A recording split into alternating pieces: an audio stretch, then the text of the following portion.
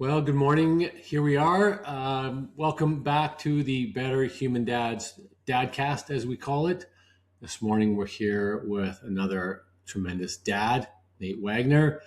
Nate, welcome to the show. We wanted to welcome you. Nate is on the podcast for a very specific reason. Nate wrote this tremendous book, Becoming an Unstoppable Dad. And today we want to get some insight from Nate. So how you doing, Nate? Maybe give us a little intro, how old your kids are, and then we can start off with that. Yeah. Well, thank you, Paul, for the great introduction. I'm so grateful to be here. And I'm so great. Being a dad is just the best job ever, as you guys know. And so my they are 14 and 10, both daughters. And it has been quite an adventure raising them. My wife and I have been married since 8808. And so we're made that date really easy to remember. So, and actually all my kids' birthdays are on the 29th of a month. So it's pretty convenient Oh, for remembering dates. And is that I, yeah, so the funny point, family planning yeah, at its finest, right? yeah. So the funny part is we'll jump to that quick, but the funny part is my oldest, she was early. So then we got an opportunity for my youngest to be around that date. And we're like, well, we're going to do the 29th. We're going to keep it real easy. So each month, fortunately, this month and last month is no 29th birthday. So we're good to go. So Yeah, you got a free day. yeah. So Yeah, awesome. Okay. It's funny the timing, right? Because our kids were born on 999 and our son was born on 666. So it's easy to remember birthdays as well. So, yeah. Okay. Well, that's great. And so tell us a little bit about the book, how that came about. yeah, so I started writing the book literally back in December of 2029. And I was sitting at a coffee shop and I was like, I know everything about being a perfect dad. I got this all down. And literally the concept of progress, not perfection came up in my mind. And so I remember writing that down and so and then I don't know if you remember anything in 2020. I don't know, something happened and the pandemic hit.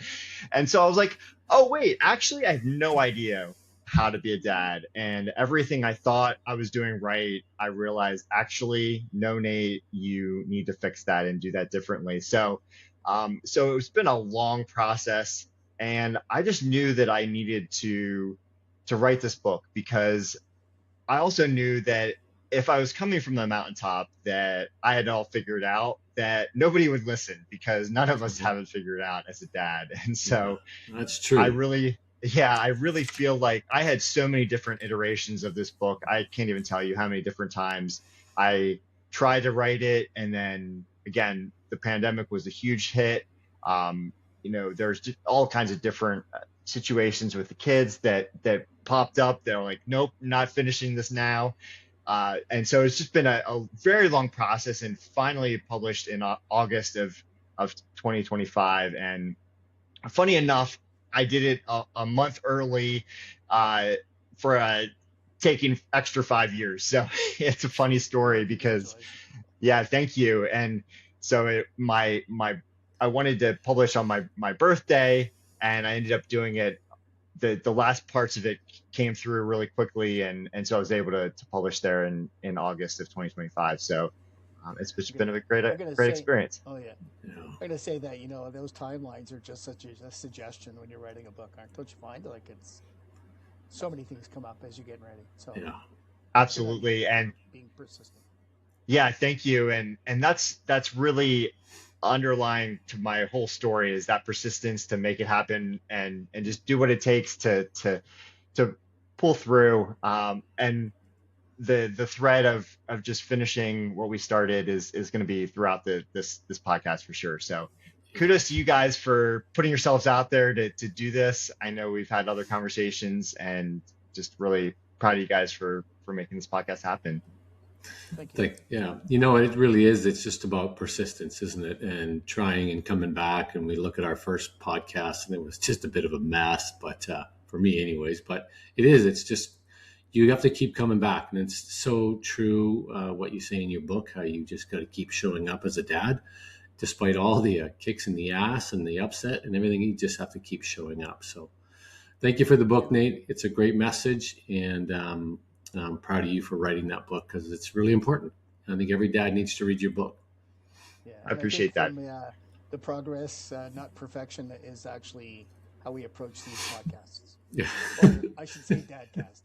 Dadcast, yeah. Wait till we do the 1,000th one. Is going to be just amazing. Yeah. But Yeah. Okay, Nate. So let's jump into the questions.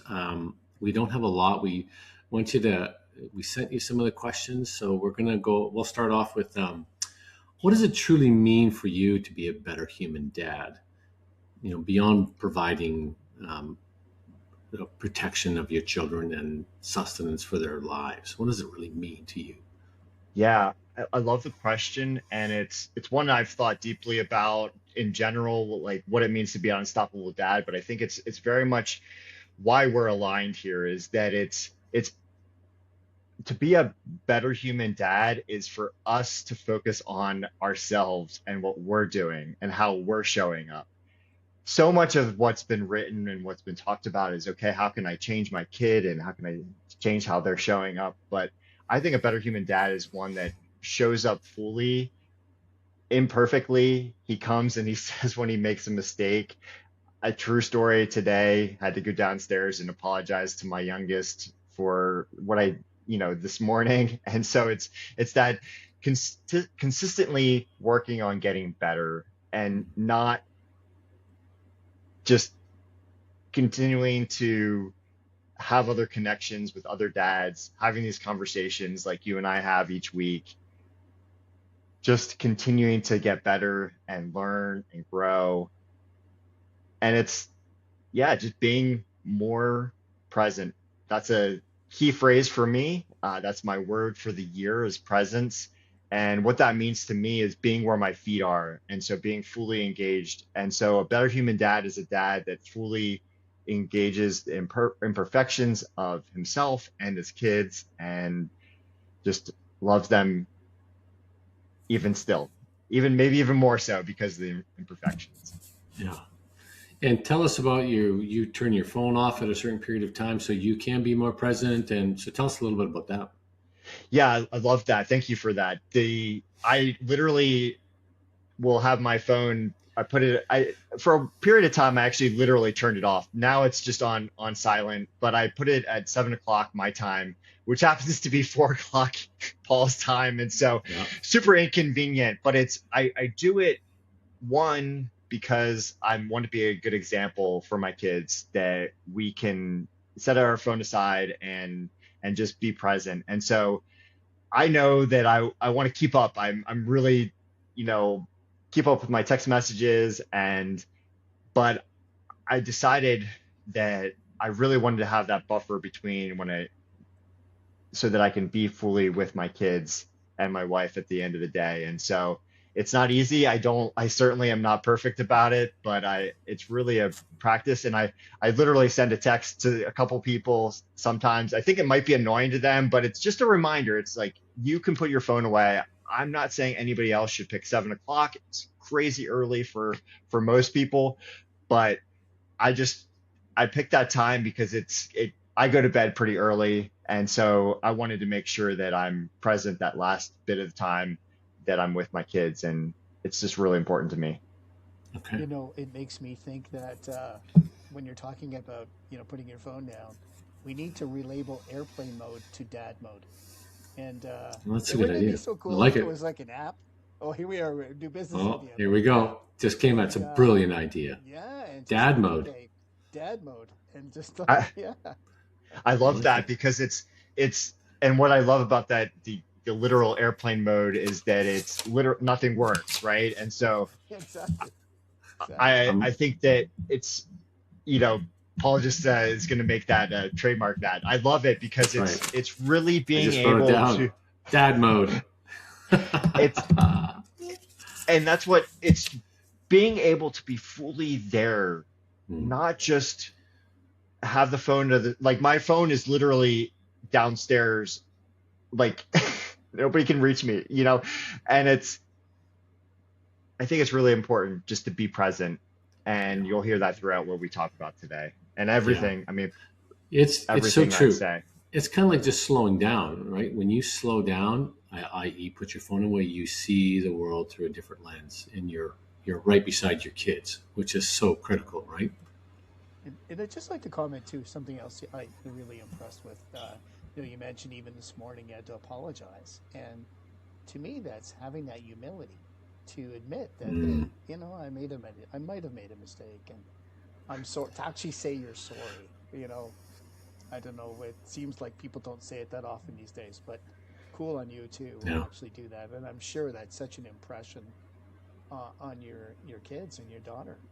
Yeah, My dad Yeah. does that. And yeah, that was going to mention the same things, Nate, because that's big.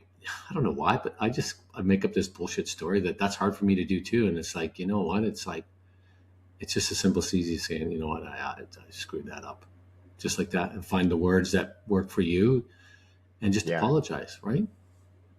yeah. And I think it's really realizing that we are going to make mistakes, and this is part of the better human part. It's we are human. We're not Yeah. perfect, and Yeah, yeah. if we claim to be, or I thought, that I was supposed to be, then my kids can't relate to that because they're not perfect and I'm not perfect. And so let's Yeah. be imperfect together. And this is where, just showing up here and being me, being Nate, it's so hard. I don't understand why it's so hard for us to just be ourselves, but you get the real Nate today. So Yeah. kudos to you guys for making Yeah. me feel comfortable enough to get the real deal Yeah. today. And I think what else is important when you apologize, you teach your kids how to apologize, right? Yeah, I'm sorry too, Dad, right? Mm-hmm. And that's a big thing, right? Absolutely. Yeah. So here's another question for you then, Nate. Along the way, I'm sure you've got lots of lessons learned being a dad, and are some you'd like to share? And are there any that when you learn a lesson, it kind of changed you as well in how you approach being a dad? Yeah, I think just the I'm so quick to rush in and fix and try to not let bad things happen, or to just not let like the natural consequences. I know that's when I said about back in 2019, I was like, I am perfect dad. I had a 8-year old, and well, it wouldn't have been quite 8, and it was just like I was doing everything. I thought I was doing everything perfect. And backstory, at that point, I was still a therapist. I've since changed and moved into a coach role. And so I think the biggest thing, Steve, to answer your question, is that I was helping everybody. One is that I was helping everybody as a helper, everybody outside the house. And I didn't have anything left for my kids. And so when they were struggling, I just didn't have what I needed for them. And so that's where all of this comes from, is that, you know, if I'm not okay, if I don't have the ability to show up for them and who I need to be, then I can't ask them questions. I can't be present with them. And so I learned that, one, I need to let them make their own mistakes and let them have their own consequences for things, and Yeah. Good point. show up for them fully so that they can come to me, that they don't need to change. They're just amazing as they are, and showing up for them fully and embrace their imperfections and my own as well. Yeah.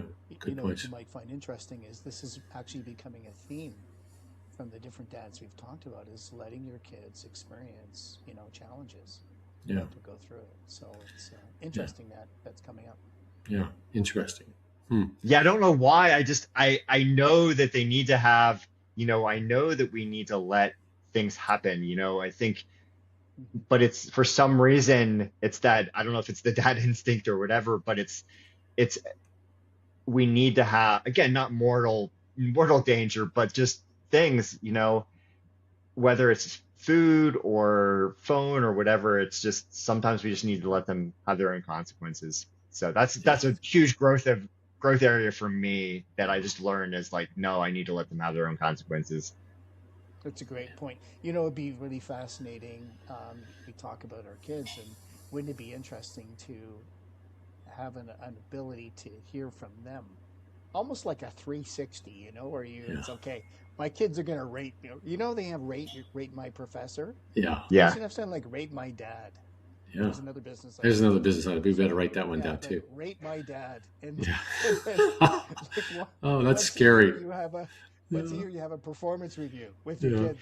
Yeah. And I think It's gonna be like, it's the only way they're going to be able to share what they actually think is if you're doing this work that we're talking about right now. If we're willing to say, "Hey, Yeah. I'm not perfect. okay, I'm learning and growing," because otherwise they're not going to say what they need to say. And so I think it's developing that trust with them so that they can really say what needs to be said, and are we willing to listen to what they have to say? Yeah.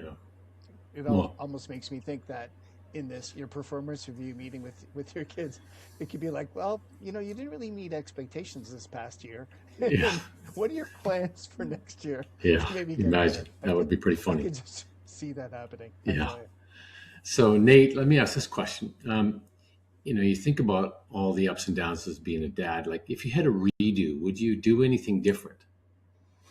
Yeah, I think it goes back to the when I was a therapist, I would uh, again pour out my heart and listen and do a great job at home. And I missed signs at home as far as things that needed to happen. And so, getting my daughters the help that they needed, I missed it completely. And so I would go back and get them the help sooner than what we did. It took until you know really the pandemic happening and then just me looking at, okay, what do I really want to do, how does this all work, and giving them the help that they needed and asking questions and listening Mm, and being there fully. So I definitely, and so I'm really actually getting my I get the privilege of having my redo by becoming a coach and really just Hmm. uh, by really being present, asking good questions, doing the work, the internal work,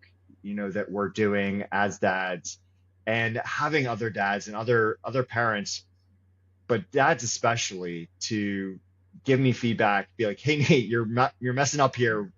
Try this differently." mm, And so, That's right. yeah, just being willing to say, "Hey, I did this wrong, and I would have done this sooner. Get this specific help sooner." mm, And I'm doing that now. So I'm very grateful that I've been able to kind of get that redo that you mentioned, Paul, yeah. and get them the help that they need so that they can thrive. Yeah, that's great. You mentioned something at the beginning of the Dadcast here that I think was really important about the importance of taking care of you. And did you miss things because you were just too busy, or were you struggling personally, like, or was it a combo? I think it was a combination. I look back at pictures, especially, when so I'm wearing my Marine Corps Marathon 2022 2012, and I look at pictures of myself and I'm like, wow, I wasn't, I mean, I ran a marathon that day and of course I was in reasonable shape, but I was not in great shape. I was able to do it, but I wasn't eating the way I needed to and all of that. So I Hmm. really realized that again, not to take time where I'm neglecting my family, but if I'm not, I can't pour from an empty cup. We all heard that Yeah, yeah, story, that's the great. airplane and everything. It's like, and so I was trying to pour from an empty cup. And so when I was, the bottom line was that I wasn't taking care of my needs first. And it sounds selfish to say that way, but I don't mean it selfish at all. It's actually to Hmm. not take care of ourselves is actually not helpful. If we don't have Yeah, anything to Absolutely. give, then we can't good actually point. help our kids and be there for our wives and do what we need to do. And so I I realized through the pandemic was a really big helper for me because I mean, I'm not in the best shape of my life right now, but back in 2023, I ran the fastest I had ever run before, and I was the oldest I had ever been. So it's like it Hmm. again, remembering you just because we're getting older doesn't mean that we can't continue to improve and to take care of ourselves in a way that we're better able to be there for our kids. So I think it's a combination of leaving work at work and then also Mhm.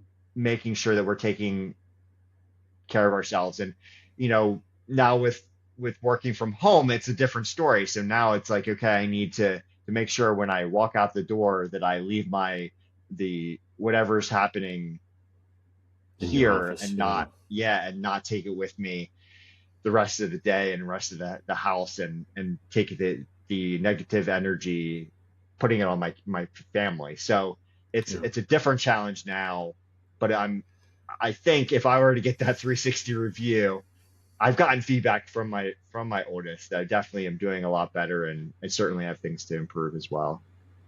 That's You know, great. I love your sports analogy. It really resonates. And what you're saying, I was thinking, like, being a dad is kind of like full contact sport, and like you got to be ready. And if you physically aren't able to go and run with your kids or play in the park or whatever it is, it's you're really missing out, and so good on you for recognizing that and doing that, Yeah. and Absolutely. I'll bet you your kids look at when you're wearing that shirt and said, yeah, my dad did a marathon. That's pretty cool. Like they may not tell you, but they'll tell their friends, you know? Hmm. Yeah. Yeah. Yeah, and So that's it important. goes back to what we who we spend time with and what we reference as a Mm-hmm. normal and why it's normal for me to run because of the people that I spend time with, and that's the Mm-hmm. associations that I have, and so that looks normal to them. They're like, of course dad's going to go and do this. And so making sure that those reference points are positive for them and for us is another a good point to that I want to make. Nice. Yeah.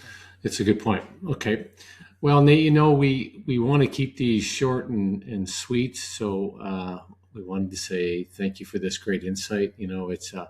It's always amazing to hear from dads who have gone through life and who have struggled to be dads. And I really like the message of taking care of yourself as well. And that's important because it's foundational for our success. And if you can't take care of yourself, how can you take care of somebody else? So great lesson there. And thank you so much for coming on the podcast. And once again, Nate's book, Becoming an Unstoppable Dad, definitely a worthy read. And thank you so much, Nate. Yeah, thank you so much for having me, and appreciate you guys very much.